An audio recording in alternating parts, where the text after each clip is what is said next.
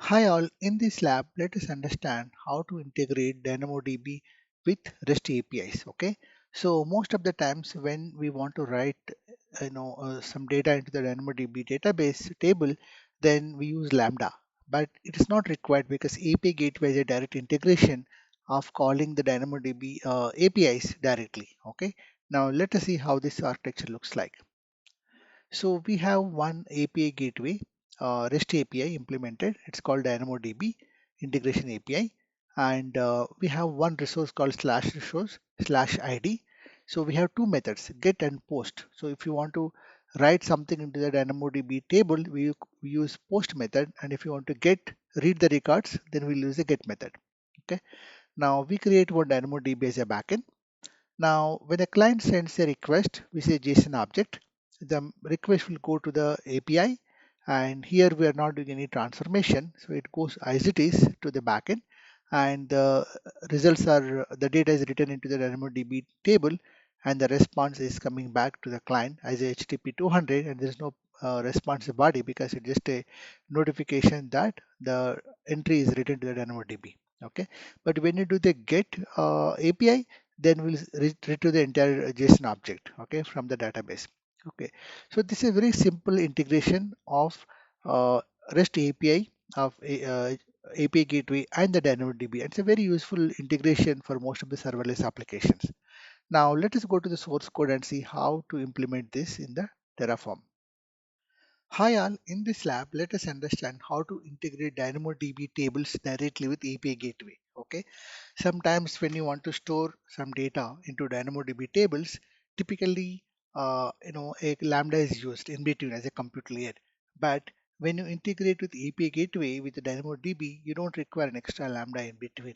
DynamoDB is directly integrated with API gateway. That means you can create some more entries into the table, items into the table, delete the items and things like that. Okay, now let's go to the code to see how to implement this.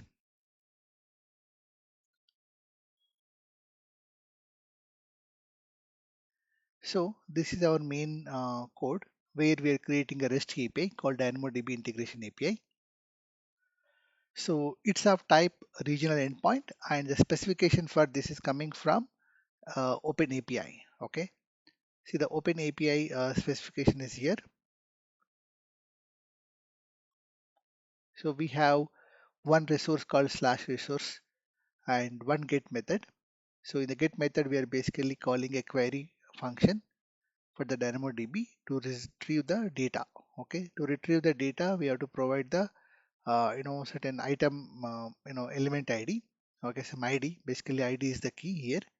So the key we have to provide to retrieve the data, and this is the request template. So the ID what we are providing through the input is what is being taken as one of the input to the DynamoDB. Okay.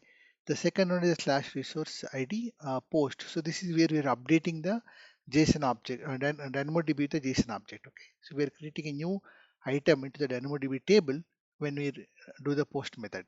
Okay. So this is where the integration is calling post item, and this is the corresponding mapping template. Okay, so this defines the object that we wanted to put inside the table. Okay, now this is the code for the OpenAI specification. Okay, now let's go to the remaining code. So the DynamoDB table creation is very simple. We have just one hash key of type string. The name is ID. Okay, and it's provision, and we have the read write capacity. Okay, now let's go ahead and deploy this.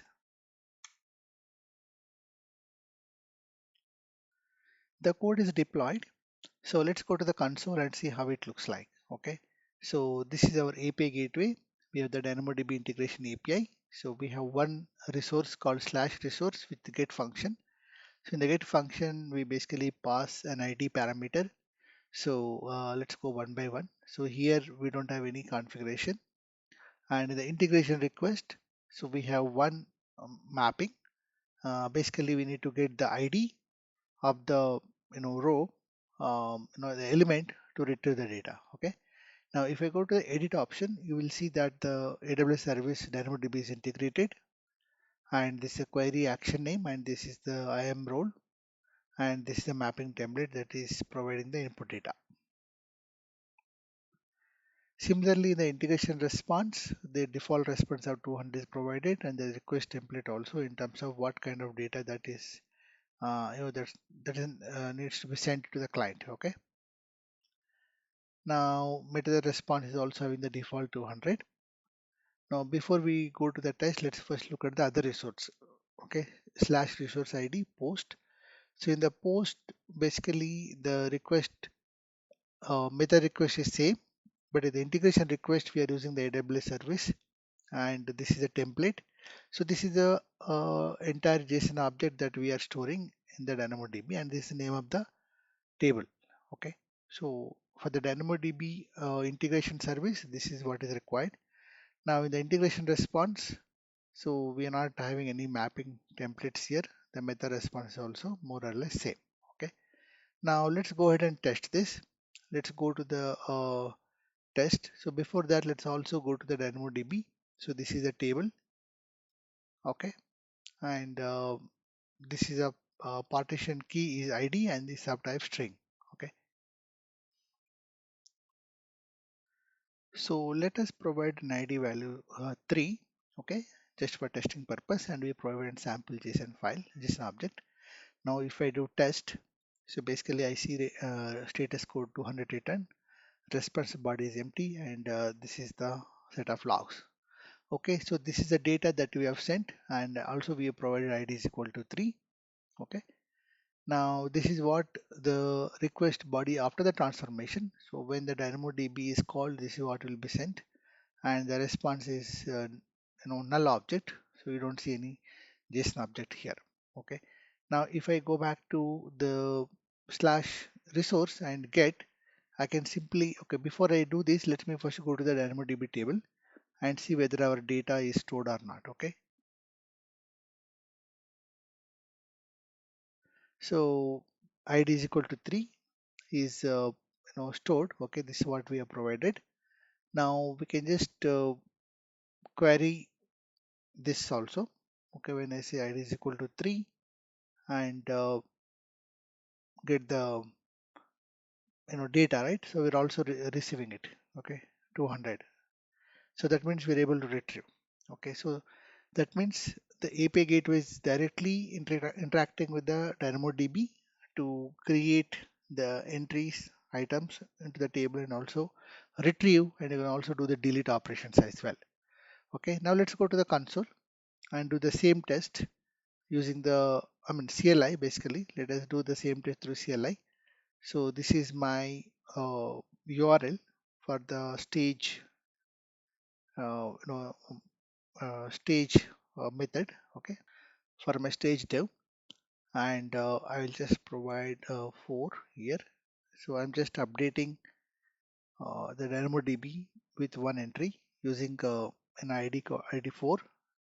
So we see this, right? The output is empty because we have not making any changes to the output because it just updated the DynamoDB.